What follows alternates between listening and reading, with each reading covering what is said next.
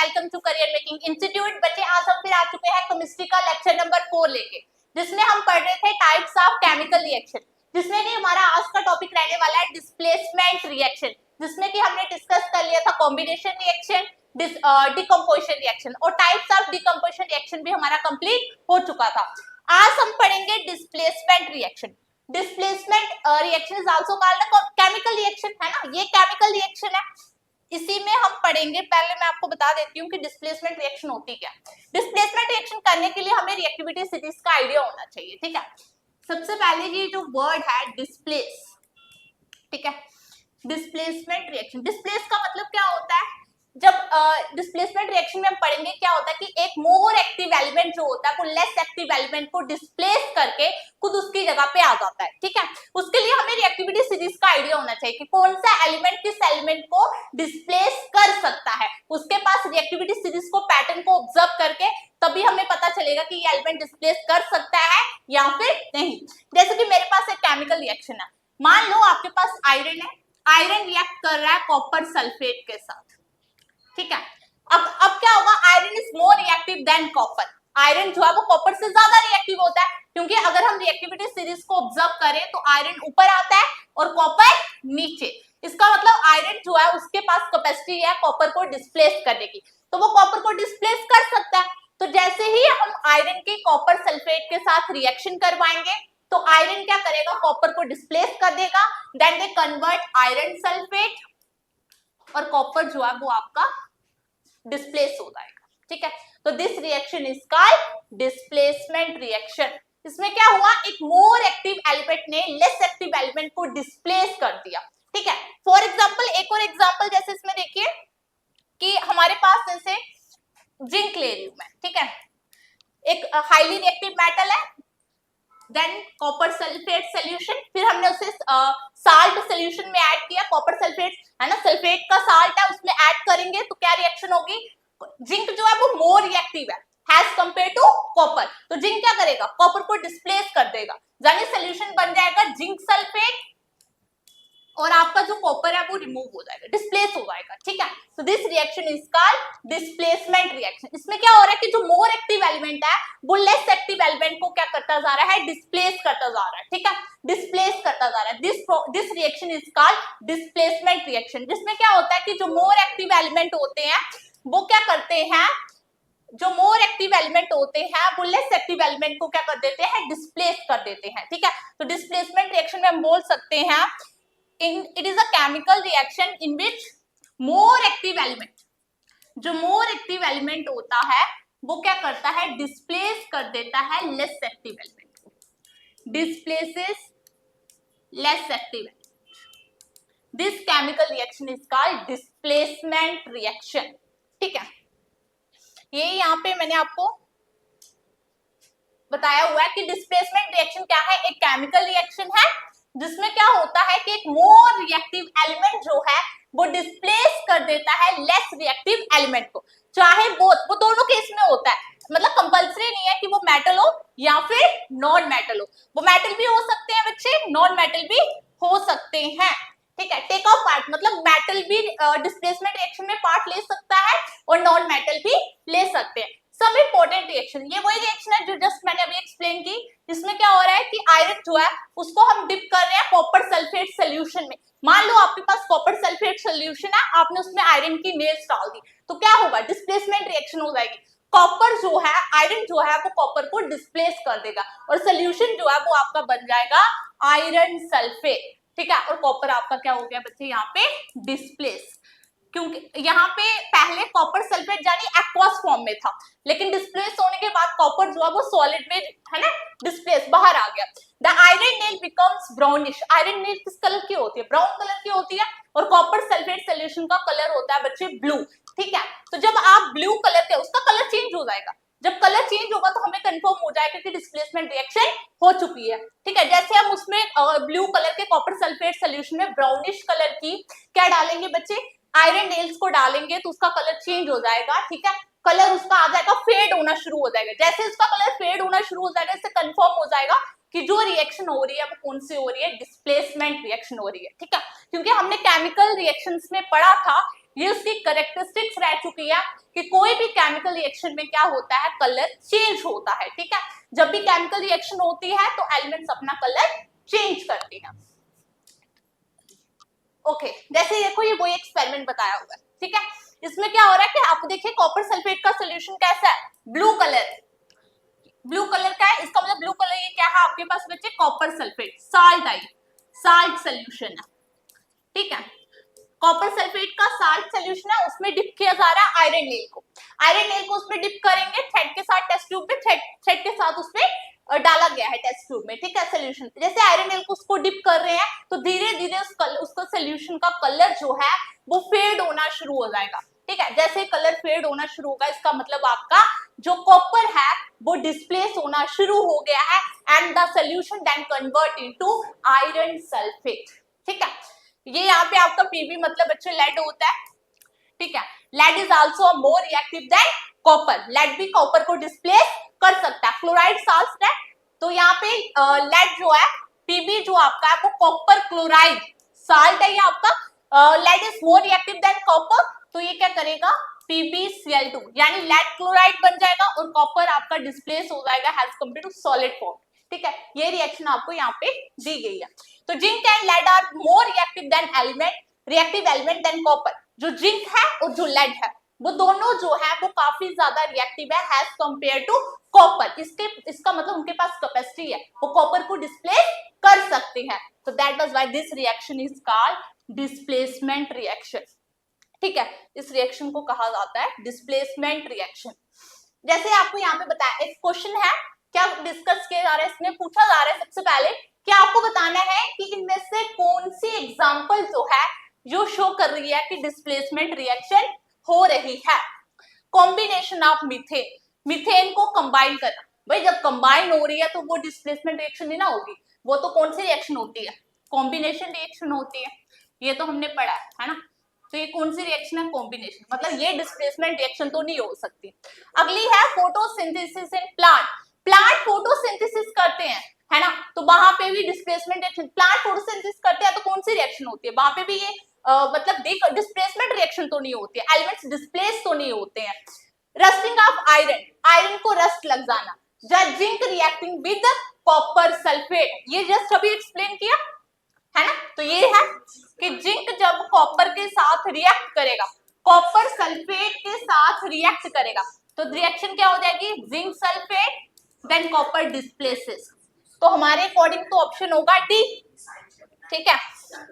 Okay, वैसे वही यहाँ एक्सप्लेनेशन एक्सप्लेन किया हुआ जो मैंने बताया कि इसमें ऑप्शन आपका डी रहने वाला है, क्यों, बिकॉज जो आपकी रिएक्शन है when one element replace another a compound, this case zinc, zinc जब भी कॉपर सल्फेट के साथ रिएक्ट करता है तो जिंक जो है वो कॉपर को क्या कर देता है, डिस्प्लेस कर देता है। अगर हम बाकी सब में देखें तो कंबशन ऑफ मीथेन को जब भी बर्न किया जाता है this is not a displacement reaction, वो कॉम्बिनेशन रिएक्शन हो जाती है बिकॉज ऑक्सीजन के साथ उसकी रिएक्शन हो जाती है, ठीक है। सेकेंड है फोटोसिंथेसिस इन प्लांट, प्लांट जो है वो फोटोसिंथेसिस करते हैं तो प्लांट क्या करते हैं, light energy convert into chemical energy, तो ये भी बच्चे डिस्प्लेसमेंट रिएक्शन नहीं होगी, क्योंकि जब भी प्लांट फोटोसिंथेसिस करते हैं तो सनलाइट लेते हैं, तो सनलाइट कन्वर्ट, वो अपना खाना बनाते हैं ना, तो light energy convert into chemical energy, उसको केमिकल में करते हैं, तो वहां पे डिस्प्लेसमेंट नहीं होगी।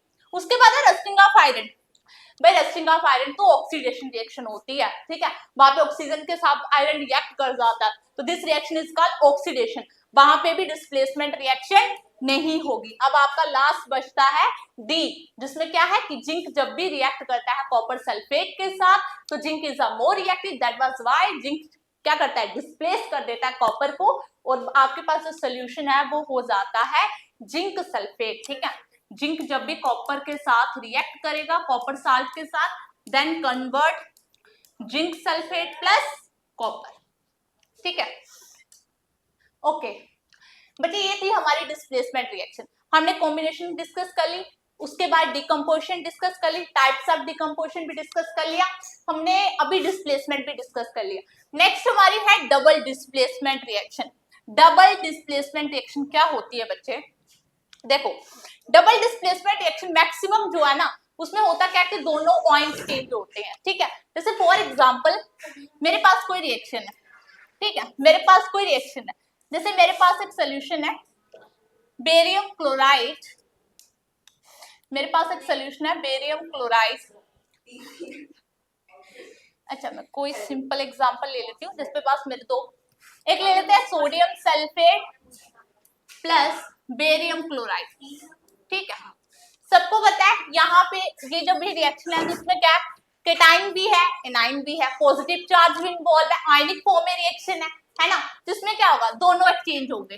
ठीक है, ऑयन्स आर एक्सचेंज, डबल डिस्प्लेसमेंट में ऑयन्स एक्सचेंज होते हैं, यानी पॉजिटिव नेगेटिव पॉजिटिव नेगेटिव, है ना। फर्स्ट वाले का पॉजिटिव हमेशा किसकी तरफ अट्रैक्ट होता है, नेगेटिव की तरफ, तो आपका सोडियम किसके साथ जाएगा, क्लोराइड के साथ, तो क्या बन जाएगा सोडियम क्लोराइड। अब आपका इसमें पॉजिटिव बेरियम और इसमें नेगेटिव सल्फेट, तो बन जाएगा आपके पास बेरियम सल्फेट। ठीक है, इसमें क्या हुआ, दोनों जो रिएक्टेंट थे उन्होंने अपने ऑयन्स को क्या कर लिया, एक्सचेंज कर लिया। तो डबल डिस्प्लेसमेंट में क्या होता है, ऑयन्स आर एक्सचेंज, रिएक्टेंट जो होते हैं वो अपने ऑयन्स को एक्सचेंज करते हैं आपस में। This reaction is called double displacement reaction. ठीक है, ये यहाँ पे लिखा हुआ है, कहता है double displacement reaction is the type of chemical reaction. ये केमिकल रिएक्शन है, इसमें क्या होता है, दो कंपाउंड आपस में रिएक्ट करते हैं जिसमें जो पॉजिटिव आयन है, पॉजिटिव आयन इज कॉल्ड, क्या बोलते हैं उसको, केटाइन। ठीक है, positive ion is called cation. देखो लिखा हुआ है, पॉजिटिव जो चार्ज होता है, पॉजिटिव जो आयन होता है उसको क्या बोला जाता है बच्चे, केटाइन बोलते हैं, और नेगेटिव को क्या बोलते हैं, एनोइन। ठीक है, अब इसमें क्या होगा, जो नेगेटिव वाला है जो आपस में रहते हैं ये आपस में चार्ज क्या होगा, प्लेस होगा। ठीक है, और जो नया प्रोडक्ट बनेगा वो चार्जेस की एक्सचेंज पे बनेगा, ऑयन्स एक्सचेंज होंगे उनके आपस में। ठीक है, व्हेन द, जैसे एग्जांपल में दिया है, व्हेन द बेरियम क्लोराइड यानी BaCl2, ठीक है, किसके साथ रिएक्ट कर रहा है, solution of sodium sulphate, sodium sulphate का फॉर्मूला Na2SO4, उसके साथ रिएक्शन होगी। तो सोडियम सल्फेट जब अल्मीनियम इसके साथ बेरियम क्लोराइड के साथ रिएक्ट करेगा तो सोडियम कन्वर्ट, क्लोराइड जहां भी मिलता है साल्ट बन जाता है, सोडियम क्लोराइड बन जाएगा, और दूसरी जगह आपका बचा बेरियम और सल्फेट, दोनों आपस में रिएक्ट करके बना लेंगे बेरियम सल्फेट। ठीक है, और यहाँ पे बन जाएगा आपका NaCl। तो ऑयन्स दोनों एक्सचेंज हुए ना, नोट में लिखा हुआ है double displacement reaction in which precipitates is form is also known as precipitation reaction. कह रहा है कि जब भी डबल डिस्प्लेसमेंट रिएक्शन होती है तो कभी कभी की जो प्रोडक्ट बनता है उसमें क्या बन जाते हैं, कुछ प्रोडक्ट जो है वो प्रेसिपिटेट्स बनाते हैं। ठीक है, that was why this reaction is called precipitation reaction. ठीक है, neutralisation reaction is also example of double displacement reaction. अच्छा, सबसे पहले तो न्यूट्रलाइजेशन रिएक्शन बता दूं, आपको आइडिया तो होगा, फिर भी न्यूट्रलाइजेशन रिएक्शन में क्या होता है, एसिड रिएक्ट विद बेसिस, है ना। जब एसिड जो है न्यूट्रलाइजेशन में क्या होता है, जब भी आपका एसिड जो है वो बेस के साथ रिएक्ट करता है, देन दे फॉर्म साल्ट, और क्या बनता है, वाटर बनता है। ठीक है, अब मैं कोई भी एसिड ले लूं, जैसे मेरे पास है HCl, बेस आप कोई भी बोल सकते हो, सोडियम हाइड्रोक्साइड, पोटेशियम हाइड्रोक्साइड, जैसे यहाँ पे मैंने सोडियम लिया, तो साल्ट क्या बनेगा हमारे पास, है ना, यहाँ पे क्लोराइड है और Na है, तो सोडियम क्लोराइड ऑब्वियसली बनेगा water. This reaction is also called, यहाँ पे ये कौन सी रिएक्शन हो रही है, न्यूट्रलाइजेशन रिएक्शन। न्यूट्रलाइजेशन रिएक्शन में क्या होता है, एसिड जब भी बेस के साथ रिएक्ट करते हैं तो हमें जो प्रोडक्ट में देखने को मिलता है वो क्या मिलता है, साल्ट और वाटर मिलता है। ठीक है, प्रोडक्ट जो विजिबल होता है उसमें क्या बनता है, साल्ट और वाटर बनते हैं। दैट वाज व्हाई कि जो न्यूट्रलाइजेशन रिएक्शन है इसमें भी ऑयन्स एक्सचेंज हो रहे हैं, इसीलिए हम न्यूट्रलाइजेशन रिएक्शन को डबल डिस्प्लेसमेंट रिएक्शन भी कहते हैं, क्योंकि इसमें भी क्या हो रहा है, ऑयन्स जो है वो बच्चे एक्सचेंज हो रहे हैं, चार्ज एक्सचेंज हो रहा है। That was why neutralisation reaction is also called double displacement reaction. ठीक है, ये यहाँ पे लिखा हुआ है कि जो न्यूट्रलाइजेशन रिएक्शन है वो एक एग्जांपल है डबल डिस्प्लेसमेंट की। ठीक है, जैसे जहाँ पे एक कंपाउंड है AB, ठीक है, वो CD के साथ रिएक्ट कर रहा है, तो एक इसके साथ चला जाएगा, पहला वाला पॉजिटिव, सेकंड वाला नेगेटिव, पॉजिटिव नेगेटिव, पॉजिटिव हमेशा नेगेटिव के साथ, है ना, अट्रैक्शन होती है, सिमिलर चार्ज में तो रिपल्शन होगी ना, तो है ना, डिफरेंट अनलाइक चार्जेस अट्रैक्शन, तो ये अट्रैक्ट करेगा, A चला जाएगा D के साथ, B चला जाएगा C के साथ, प्रोडक्ट बन जाएगा AD और C। ठीक है, ये आपकी हो गई डबल डिस्प्लेसमेंट रिएक्शन। ठीक है, इसमें नेक्स्ट है हमारा टाइप केमिकल रिएक्शन में हमने कॉम्बिनेशन भी डिस्कस हो गई हमारी, ठीक है, डिस्प्लेसमेंट हमने कर लिया, उसके बाद डबल डिस्प्लेसमेंट कर लिया और डिकम्पोजिशन कर लिया, ठीक है, ये सारी इंपॉर्टेंट केमिकल रिएक्शन है। नेक्स्ट हमारी है एंडोथर्मिक और एक्सोथर्मिक। जब मैंने आपको ना डिकम्पोजिशन के बारे में पढ़ाया था तब मैंने एक्सो और एंडो का आइडिया दिया था कि आखिर एक्सो और एंडोथर्मिक रिएक्शन क्या होती है, लेकिन फिर भी बता देती हूँ बच्चे, जहाँ पे वर्ड आता है एंडोथर्मिक, सबसे पहले ना एंडो का मतलब क्या होता है? एंडो का मतलब होता है एब्जॉर्ब होना, ठीक है, एंडो जो है वो उस वर्ड का मीन होता है एब्जॉर्ब। अब थर्मिक का मतलब होता है हीट, यहीं से पता चल गया कि रिएक्शन क्या करने वाली है। जहां जिस रिएक्शन में हीट एब्जॉर्ब होती है उस रिएक्शन को एंडोथर्मिक रिएक्शन कहते हैं। और दूसरा हमारा रहने वाला है एक्सोथर्मिक, है ना। एक्सो का मतलब होता है गिवन आउट, रिलीज, ठीक है, गिवन आउट या हम कह सकते हैं रिलीज्ड, ठीक है। और थर्मिक का मतलब हीट, जिस केमिकल रिएक्शन के होने पे आपको हीट रिलीज हो, this reaction is called exothermic. तो ये है एक्सो और एंडो, ठीक है। एक्सोथर्मिक रिएक्शन क्या होती है? एक्सोथर्मिक रिएक्शन एक केमिकल रिएक्शन की एक टाइप है जिसमें क्या होता है बच्चे, किस रिएक्शन जब टेक प्लेस होती है सिस्टम में, सराउंडिंग में, तो क्या होता है, हीट जो है वो रिलीज होती है, ठीक है। फॉर एग्जाम्पल जैसे मैं बता रही हूँ कार्बन, कार्बन जब भी बच्चे उसको बर्न किया जाता है ना, तो क्या निकलती है, कौन सी गैस निकलती है? CO2। और क्या निकलती है? हीट और लाइट, लार्ज क्वांटिटी में।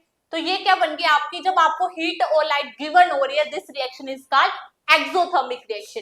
सेकंड हो गई हमारी एंडोथर्मिक, जिसमें मैंने बताया is also a type of chemical reaction, ठीक है। इसमें क्या होता है, इसे करने के लिए एनर्जी देनी पड़ती है ना, ये एनर्जी को एब्जॉर्ब करता है। अब एनर्जी आप इसको किसी भी फॉर्म में दे सकते हो, आप हीट की फॉर्म में दे सकते हो, लाइट की फॉर्म में दे सकते हो, इलेक्ट्रिसिटी की फॉर्म में दे सकते हो, लेकिन एनर्जी आपको देनी पड़ेगी, ठीक है। एग्जाम्पल के लिए बताया जैसे कि photosynthesis, photosynthesis process is also called the endothermic reaction.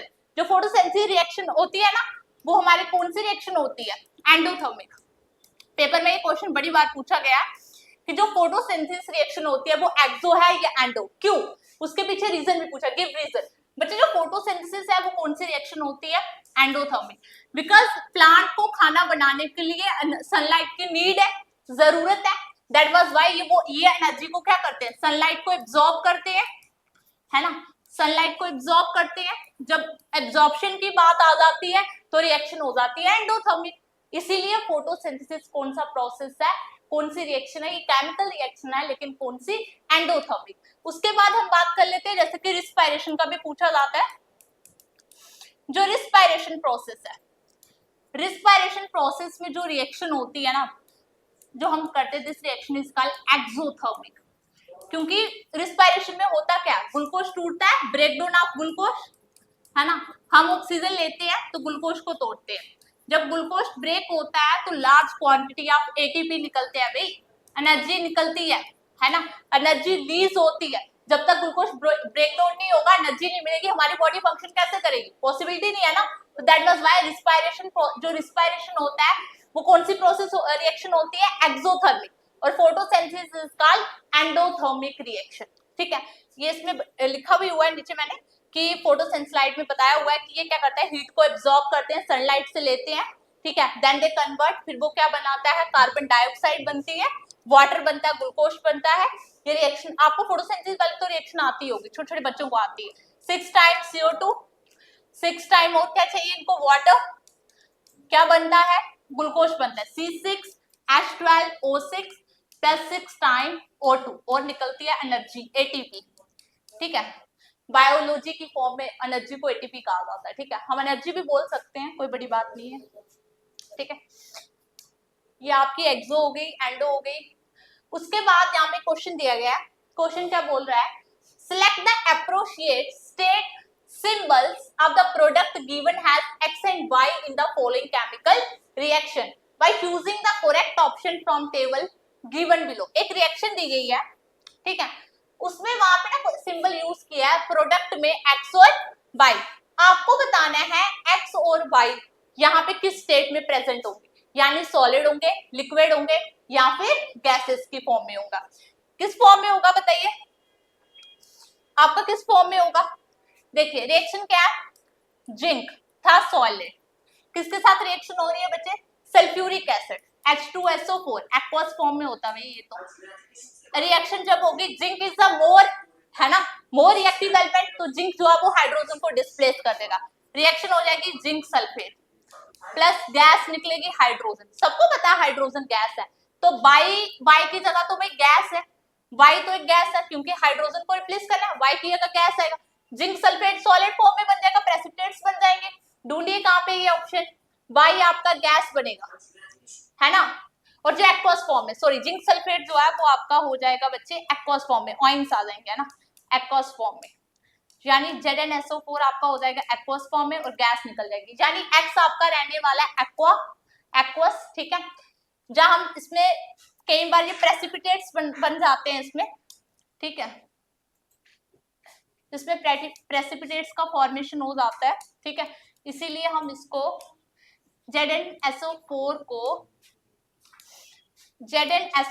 ये सॉलिड फॉर्म में भी हो सकता है और हाइड्रोजन हमारी हो सकती है गैस, मतलब X आपका हो गया सॉलिड और Y आपका हो गया गैस। अब उसी के अकॉर्डिंग आप ऑप्शन देख लीजिए कि किस ऑप्शन में आपको X जो है वो सॉलिड स्टेट में दिया हुआ है और Y आपको दिया हुआ है गैस स्टेट में, ठीक है। इसी के साथ हमारा आज वाला टॉपिक तो क्लोज होता है, ठीक है। अभी हमने क्या क्या डिस्कस कर लिया, टाइप ऑफ केमिकल रिएक्शन में हमने कॉम्बिनेशन पढ़ लिया है, डिकम्पोजिशन पढ़ लिया है, डिस्प्लेसमेंट पढ़ लिया है और डबल डिस्प्लेसमेंट भी पढ़ लिया, एक्सो पढ़ लिया, एंडो पढ़ लिया, ठीक है।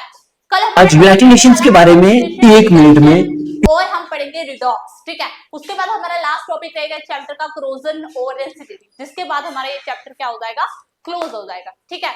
तो अगर आपको इन टॉपिक के रिलेटेड कुछ भी डाउट हो, ठीक है, वैसे तो बैलेंसिंग में हो सकता है कि आपको दिक्कत आए, उसे हम लास्ट में जब चैप्टर कंप्लीट होगा तो हम वन शॉट जब करवाएं होगा ना, मैं दूंगी वन शॉट, तो उसी में मैं आपको ये सारे डाउट फिर से बैलेंसिंग का एक बार फिर से अच्छे से जो है वो बता दूंगी, ठीक है, एक बार, ताकि बैलेंसिंग जो है वो उस चैप्टर का थोड़ा हार्ड टॉपिक है, वो आपको अच्छे से क्लियर होगा, बाकी में कहीं दिक्कत नहीं होगी, ठीक है। फिर